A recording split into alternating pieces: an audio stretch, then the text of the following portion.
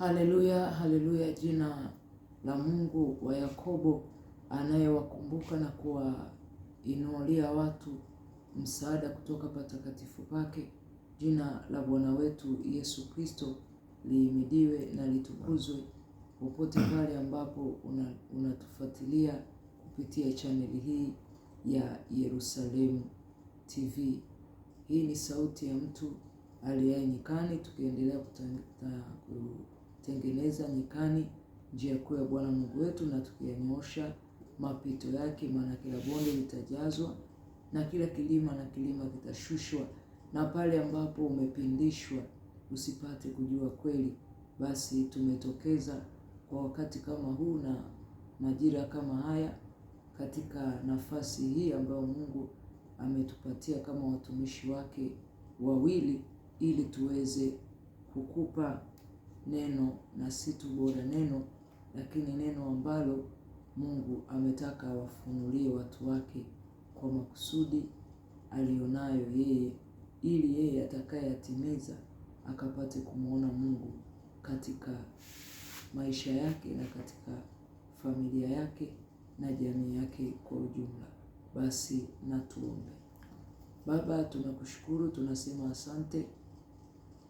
Lihimidiwe na litukuzwe jina lako, we Mungu unayewakumbuka watu wako katika taabu na katika dhiki zao, na kuwainulia watu wako msaada kutoka patakatifu pako.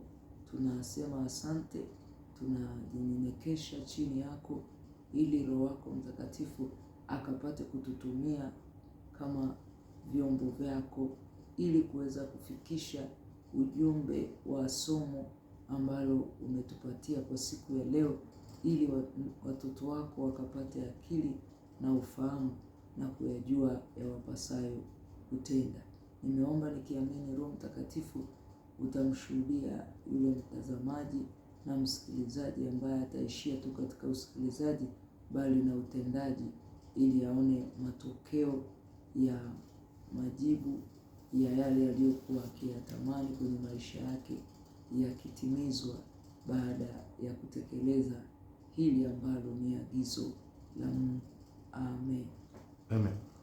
Basi moja kwa moja tuweze kuingia kwenye somo ambalo tulitoa hivi juzi, tukielezea namna ambavyo inawapasa watu wawekeze kiroho kwenye mambo ya ufalme wa Mungu. Basi leo tunaelezea hasara. Hapa tutaona hasara ya mtu awekezaye katika mwili na sio katika roho, anavuna nini? Kwa leo tutaona hasara ya yeye awekezaye, maana tulieleza namna ambavyo ufalme wa Mungu watu wanapaswa kuwekeza, na leo tunaelezea hasara inayoonyesha jinsi ambavyo uwekezaji wa mwili na sio wa roho unavyowapa watu kuvuna. Na hapa tutaona ni kuvuna nini. Basi moja kwa moja kwa mwongozo wa kifungu hichi cha Biblia takatifu, tulishaelezea kwanza nini maana ya uwekezaji.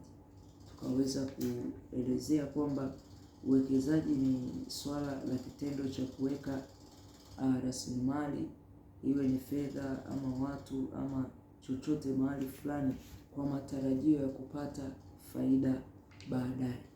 Kwa hiyo hasara pia ambayo itampata mtu ambaye anawekeza lakini akiwa anatarajia apate faida, lakini katika uwekezaji huu wa mwili tunaona kwa asilimia fulani ina faida kidogo, lakini kuna hasara kubwa, kwa mujibu wa vifungu vitakatifu vya Biblia, kwamba kuna mwingine tu atasema mimi namshukuru Mungu amenipa alichoweza kunipa, lakini nikaweza kununua chakula nikaweka ndani ya tumbo langu, au nikakila na baada ya hapo kikarutubisha mwili wangu ukapata nguvu.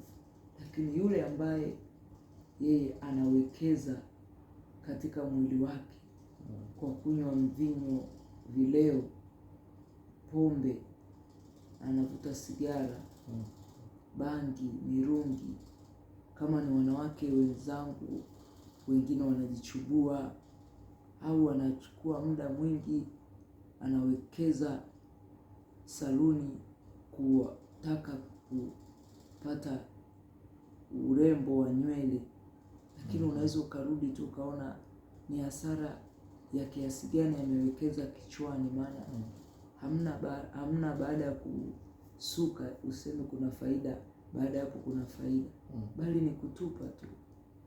Maka utafumua, baada ya hapo umetupa kiasi fulani cha fedha ulichokuwa umewekeza, ambacho ingekuwa ameweza kupata kujua kwamba kuna faida kubwa hata ya kuwekeza kwenye mambo ya ufalme wa Mungu. Ina maana angekuwa katika ulinzi mzuri na fursa mbalimbali ambazo ni za kimbingu.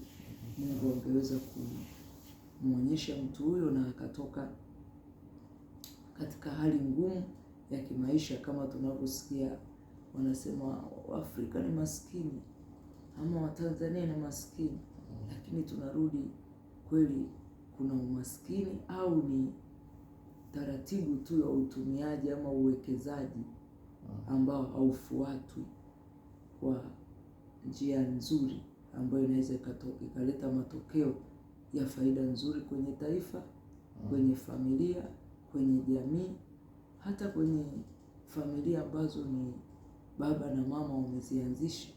Kuna hatua kubwa sana ambayo mtu akiwekeza katika ufalme wa Mungu anaifikia hapo baadaye. Sasa tutaona mwongozo huu wa kifungu cha Biblia cha Wagalatia 6:8 inavyotuambia. Hebu tunaomba tusomee hiyo Wagalatia 6:8 inavyoeleza. Anaye apandaye kwa mwili wake, katika mwili wake atavuna uharibifu, bali yeye apandaye kwa roho, katika roho atavuna uzima wa milele. Na inabidi kidogo tuweze kuwa na tupate kutoa sauti. Amen. Amen. Ili ujumbe uweze kufika vizuri. Amen. Kwa wanaofuatilia. Kwa karibu. Amen. Maana apandaye kwa mwili wake, katika mwili atavuna uharibifu, bali yeye apandaye kwa roho, katika roho atavuna uzima wa milele. Amen. Basi tunaona kwamba ameweza kutusomea kifungu cha Biblia takatifu kinachotuonyesha hasara ya uwekezaji wa mtu apandaye katika mwili au awekezaye katika mwili. Wasema maana yeye apandaye kwa mwili wake, katika mwili wake atavuna uharibifu.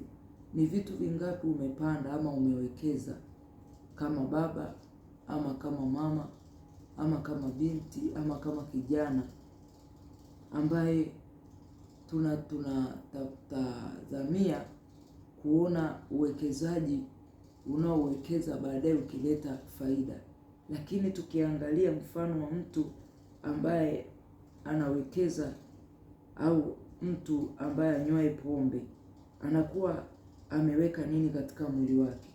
Kwa hiyo tunaona mtu ambaye anakuwa amepata chochote katika sehemu ya Mungu aliyombariki, lakini akawa sasa anaenda kunywa pombe pale ndani ya mwili wake, amepanda uharibifu ambao kwa wakati huo yeye ataona kana kwamba yuko sawa. Lakini kama mtu anakunywa pombe au sigara, azikuna matukio wakati huo. Matukio wanapata hatuna wakati huo, lakini baadaye jinsi anavyoendelea ndio atashangaa hali inabadilika, ndio figo zinabadilika. Ndio hapo mtu mapafu. Kwa hiyo anapoanza tu usiku matukio usiku na mali hapo sasa hivi. Kwa unapoendelea ndio una mapafu, figo zinaanza mwili unakuwa dhaifu. Lakini pia ukiangalia pia kwenye paketi ya sigara imeandikwa hatari kwa afya yako. Sasa ule mvutaji wa sigara ni kama amechagua maamuzi pote mbali, hata iko hivyo ana maamuzi ya mtu akishajua, lakini anaoleta hasara baadaye. Kwa sababu huwezi kuniambia umeacha kuwekeza hata kwenye mwili wako chakula kinachoweza kurutubisha na kukipa na kuupa mwili wako tu nguvu. Hata tu tunaongelea hata chakula. Maana mtu mwingine tu mambo ya kiroho kwake anaweza kaona, manake anasema mwanadamu mwenye tabia ya mwili hawezi kuyapokea mambo ya roho, wala hawezi kufahamu mambo ya roho. Lakini basi tunakufahamisha tu hata kwa faida ya mwili ambao unaacha kuwekeza hata chakula, vyakula vyenye vitamini, virutubisho, matunda, labda mboga. Kuna kuta walevi wengi, ile hali ya pombe inapokuwa imekuwa nyingi ndani ya mwili wake inaondoa hata ile appetite ya chakula. Kwa unakuta mtu anashindia pombe. Kwa unakuta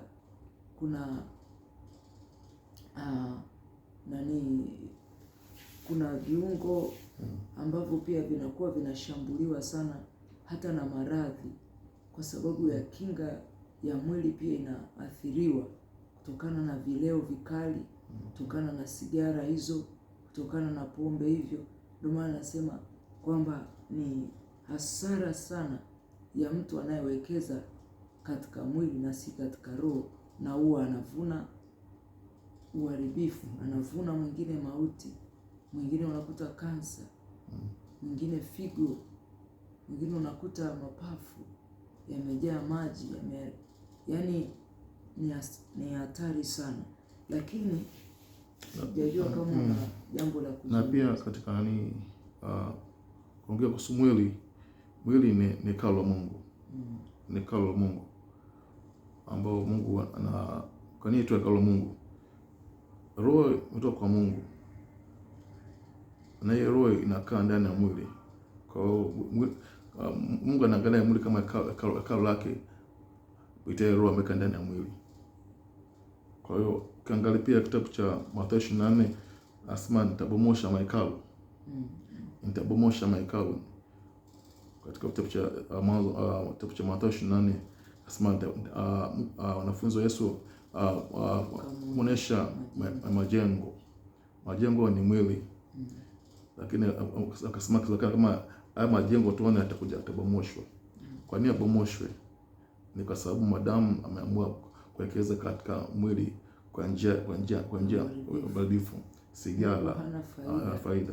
Na anatamani akutumie mwili wa mtu kama ni mwanaume au kama ni mwanamke, ambaye unakuta wakati mwingine amewekeza kwenye ngozi, manake ni mwanamke mweusi. Mungu amemridhia, amemuumba, amemdesign kwa jinsi alivyotaka kuwa mweusi. Leo unakuta ana kopo hata 50 za mafuta ya Carolite amewekeza, unakuta kopo moja labda kiasi fulani. Lakini mwishowe kuna madhara ya uharibifu wa ngozi ambao unampata mwanamke yule. Lakini sasa unakuta asilimia kubwa pia mwili huo ni hekalu, kama ulivyotangulia kusema, ni hekalu la Mungu, ni hekalu la Roho Mtakatifu ambaye anataka atende kazi kupitia hekalu hilo. Lakini kuna vitu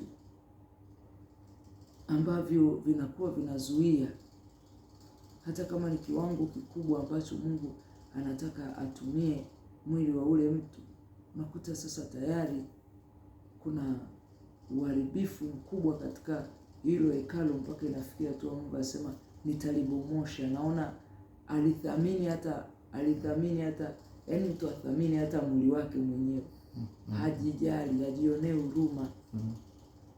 Kwa hiyo unakuta sasa asilimia kubwa nafika wakati hata Mungu anafika anasema ni mwisho wa kila mwenye mwili. maana kila mwanadamu amejaribia njia zake.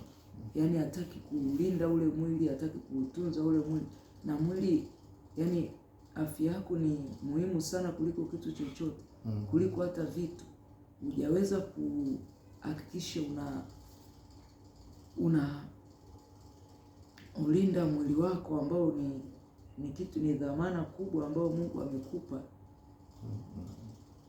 ambao kwa kupitia mwili huu ndio unaotenda kazi hata za kukamilisha kazi ya mambo ya Mungu kwa mwili huu. Kwa mwili unatakiwa, watu wanatakiwa wahakikishe mwili wao wanaujali kuliko hata wanavyojali kitu kingine chochote.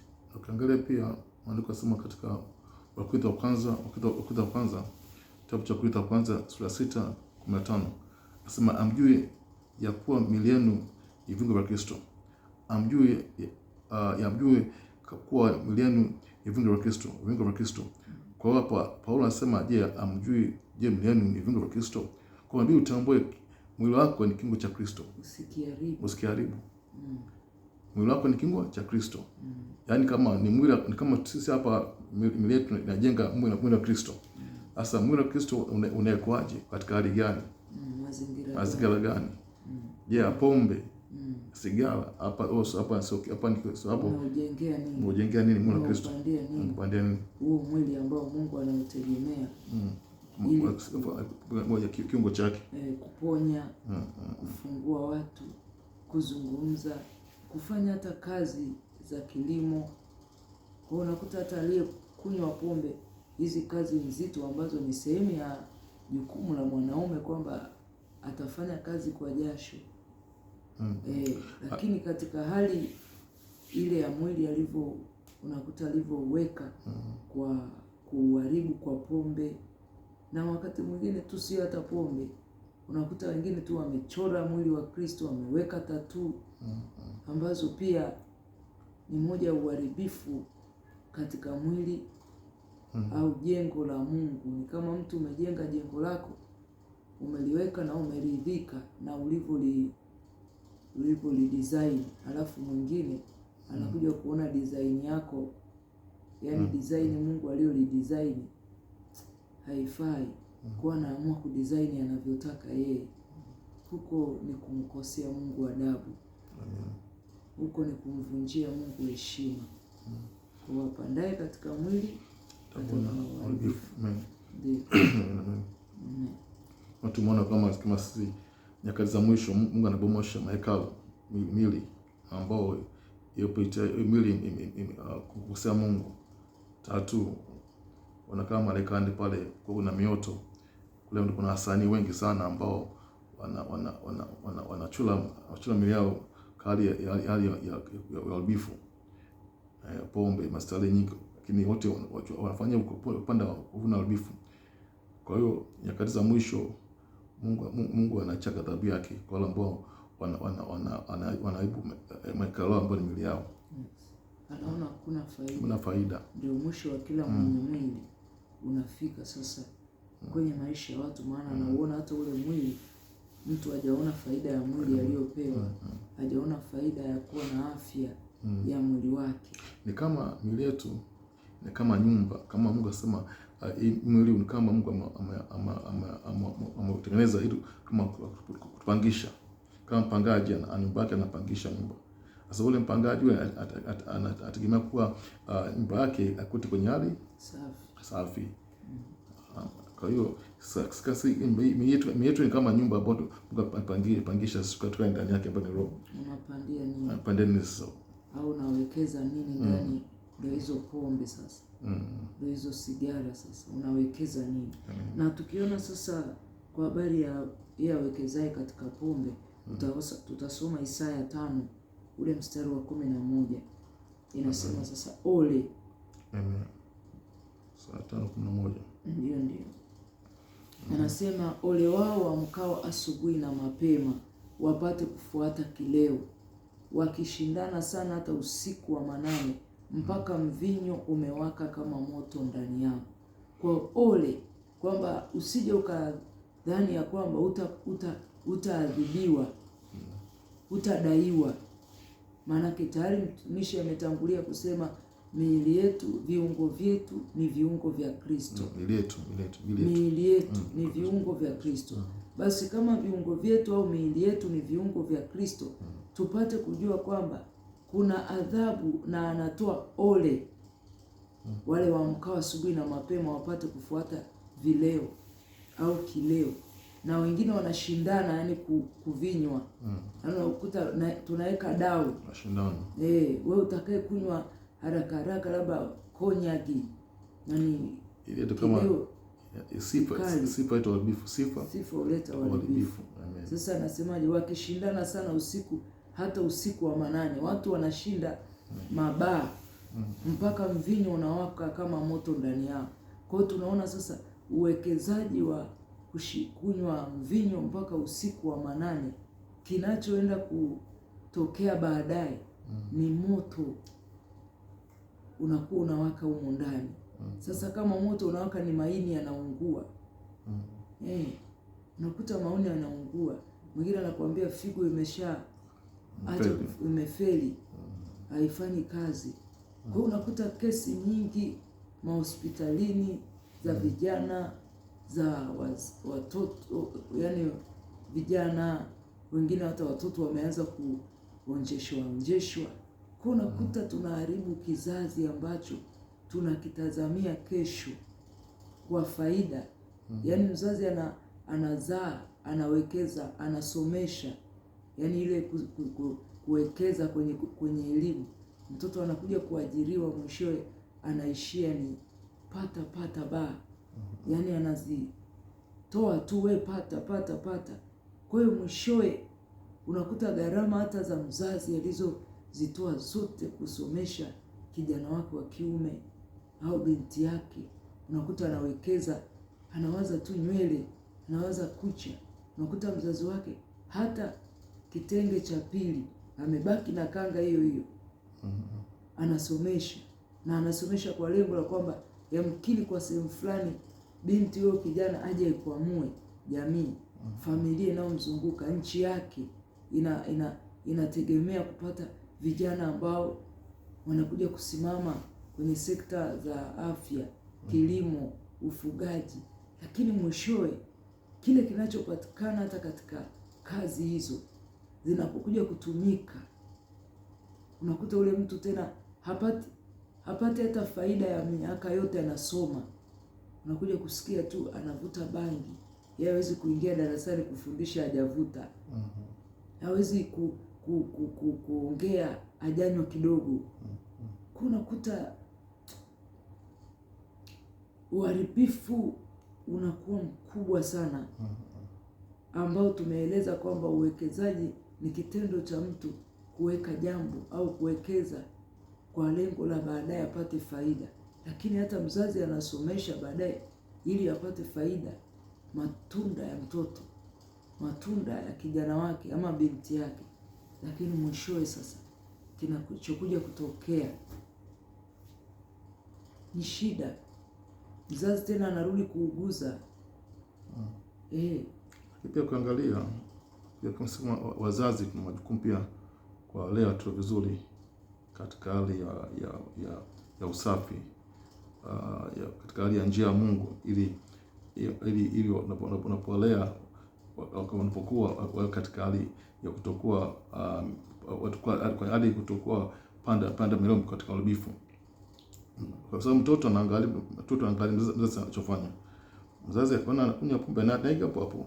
Mzazi afanyeje? Anaiga hicho. Kwa hiyo pia wazazi pia inabidi tuelewe katika hali ya njia nzuri ya Mungu, ili wajifunze juu ya uwekezaji wa kiroho, kwamba kuna faida kwenye kuwekeza mambo ya kiroho kuliko kuwekeza kwenye mambo ya kimwili. Na tumeambiwa katika mambo ya mwili, ukiwekeza katika mambo ya mwili au ukipanda katika mambo ya mwili huleta uharibifu, bali yeye apandaye katika roho. Wafunze watoto wako upande katika roho. Wakono kama mzazi unapanda katika roho, wajifunze kutoka kwako. Amen. Na tunapoona haya machache tumeweza kuelezea pia kuna faida ya yeye awekezaye katika mwili kwa kupata vyakula vinavyoupa mwili nguvu. Na kuna vyakula vingine vinaweza kumpa mwanadamu namna ya kushambuliana na maradhi ambayo yanashambulia kinga ya mwili. Lakini unakuta mtu labda hata ana virusi vya ukimwi ama pressure au nini, anatumia vitu ambavyo vinaendelea kuondoa kinga ya mwili.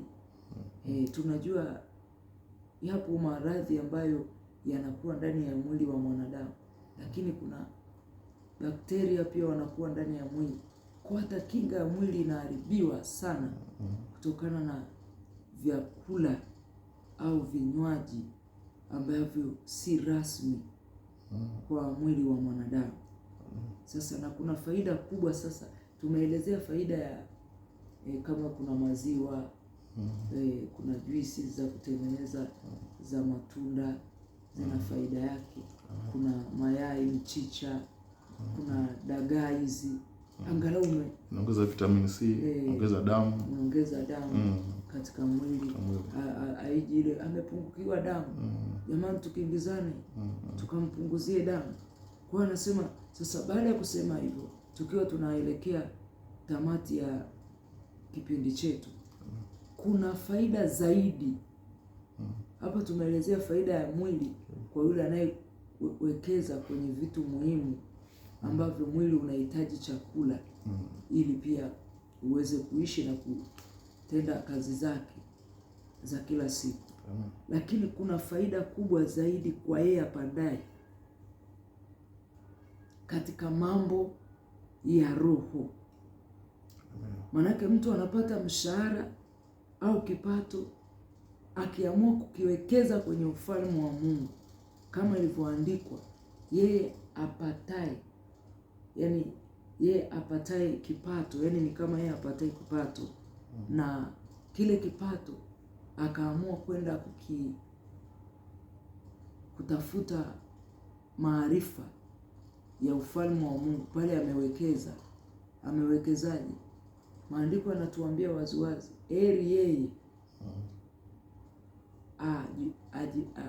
awekaye kipato au atoae mapato yake ili ajipatie ufahamu. Kwa hiyo hapa kuna ufahamu mtu anapewa. Umewekeza, maana kwenye ufalme wa Mungu asema, mheshimu Mungu kwa mali zako zote na katika mapato yako yote jipatie ufahamu. Kwa hiyo ufahamu unapatikana ndani ya kanisa, ambao kanisa lina Roho Mtakatifu, ambaye Roho Mtakatifu kuna roho 7 ambao roho yake ni hekima, maarifa, uweza na huo ufahamu. Kwa nakwambia katika mapato yako yote. Kwa unakuta watu wako radhi kutoa mapato yao wakajipatia ufahamu wa jinsi ya kufanya biashara, lakini sio jinsi ya kuweza kuutunza mwili au kujipatia ufahamu wa jinsi ya vyakula gani au vitu gani au elimu gani Mungu anaitoa kwenye kanisa, ya vitu gani vya kuviepuka kuvitumia hata kwenye mwili ambao ni viungo vya Kristo. Kwa nakwambia hata katika mapato yako yote jipatie ufahamu. Hata yule ambaye ni msomi, amepata kazi, Mungu anakuja kumpa ufahamu wa jinsi ya kutumia hiyo fedha kwa matumizi sahihi, ili isije ikawa baadaye dhambi kwake.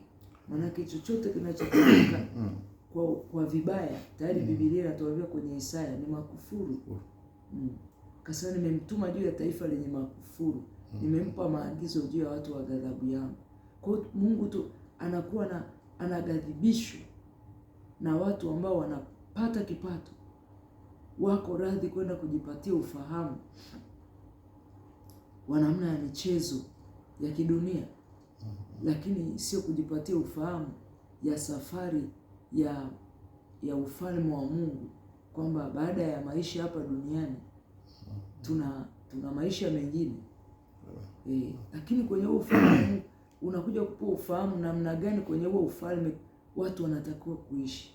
Sheria za huu ufalme zinakutaka nini ufanye, ni amri gani ndani ya ufalme wa Mungu.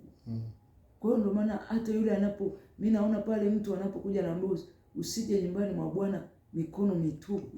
Ina maana kule kutokufika katika nyumba ya Mungu katika mikono mitupu, ina maana moja kwa moja kuna jinsi ambavyo Mungu anawapa watu wale ufahamu ambao wamekuja kutoa hata pato lao la sehemu ya uwekezaji wa kibiashara, wa makampuni, wa vyuo vikuu, wa mahospitali, wa migahawa, mahoteli, ufugaji, kilimo, na kuna sekta mbalimbali hata za utalii.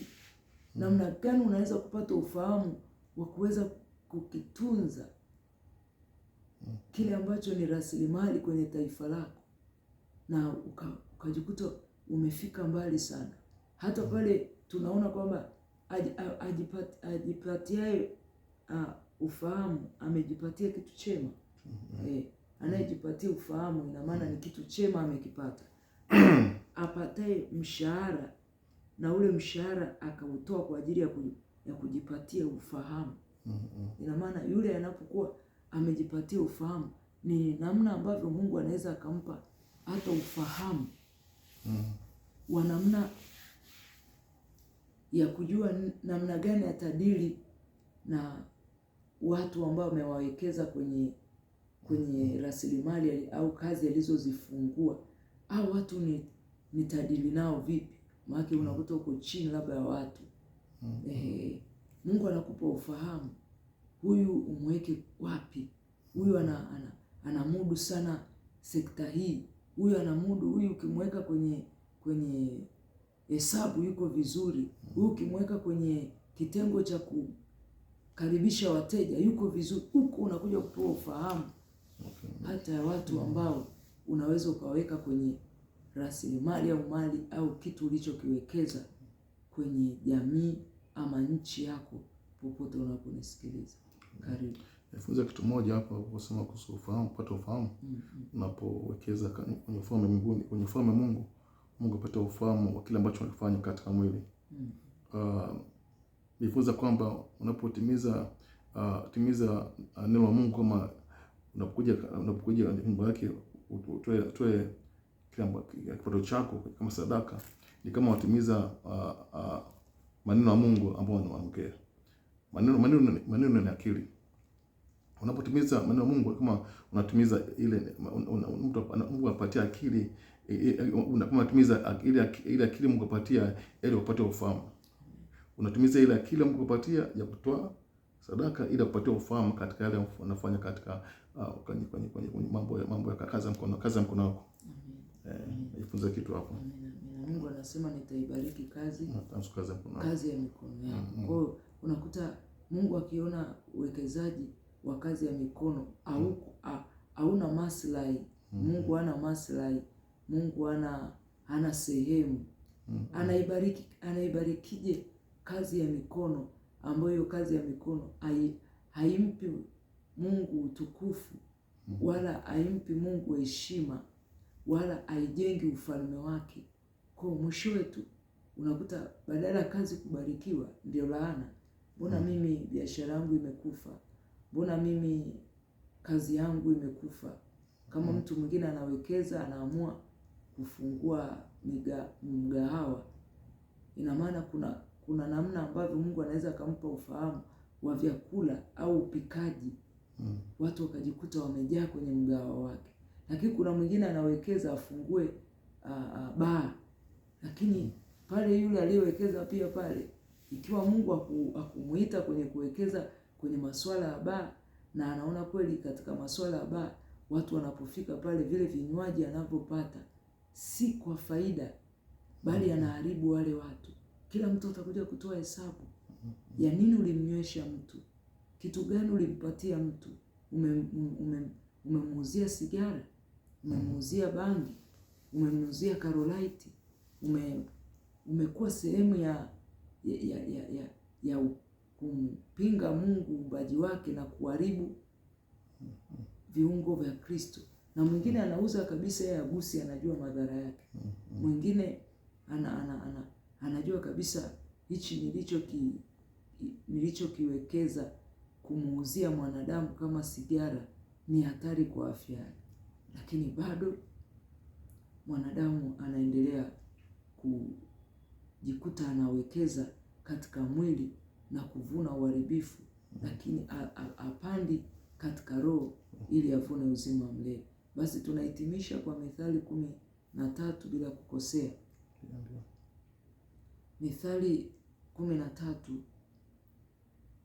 nadhani kabisa bila kukosea inasema, kila alidharauye neno hujiletea uharibifu, bali yeye aiogopaye amri atapewa thawabu.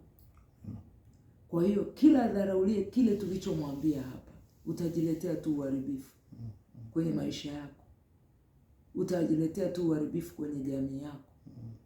Jamii inakutegemea, familia bado inakutegemea, taifa linakutegemea, mataifa. Kwa unajiletea uharibifu.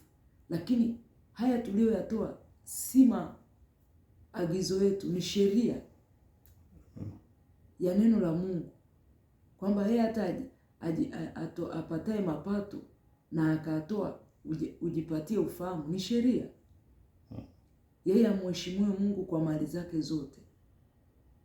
Maanake una hofu kile unachokitoa au kile Mungu alichokubariki kwa kazi ya mikono yako, yaani unampa Mungu heshima hicho alichokupa. Kwa hapo moja kwa moja yule anayedharau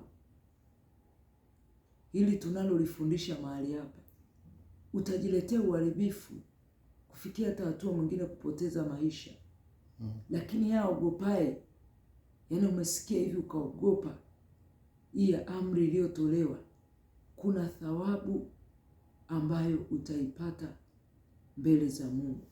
Umepata ujumbe huu, share na mwingine ili tuendelee kulijenga kanisa la Kristo ambalo Mungu analitegemea kutumia hata miili hii au mwili huu au mwili wako kama jengo na hekalu la Roho Mtakatifu atendaye kazi ndani ya wote ambao Mungu amewaridhia kufanya nao kazi. Mungu akubariki sana popote pale ambapo ulikuwa unatega sikio lako kutufuatilia.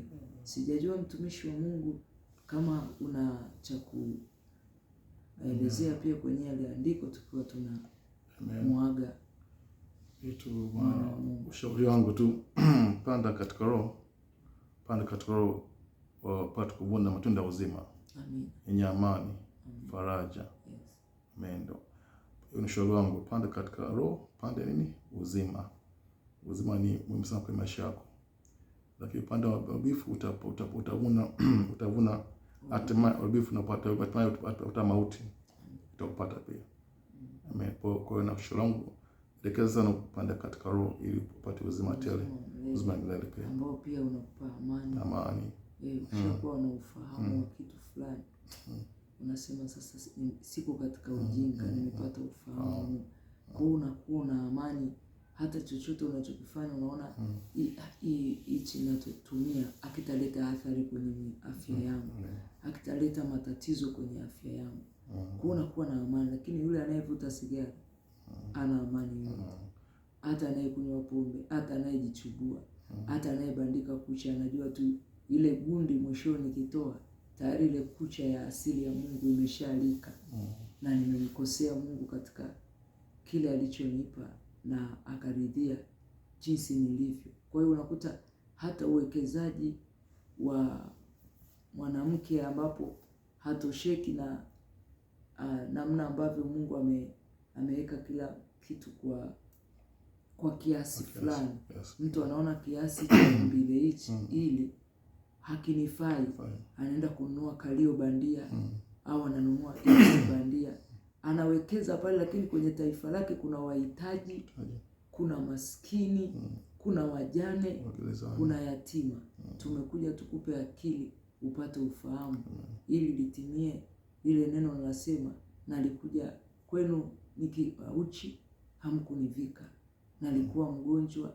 Wengine wanatelekezwa tu hospitalini, lakini umewekeza hata kwenye eneo la kuangalia wagonjwa au kuwasaidia yatima au wajane kweli kweli, sio wale wajane ambao kidogo huku bado wanahangaika, na yatima kweli kweli. Ukifanya hivyo kwa kuiogopa hii amri, hakika utajipatia thawabu katika ufalme wa Mungu. Mungu akubariki sana. Tukutane tena kwa vipindi vingine vinavyopatikana kwenye chaneli hii ya Yerusalemu TV. Amen.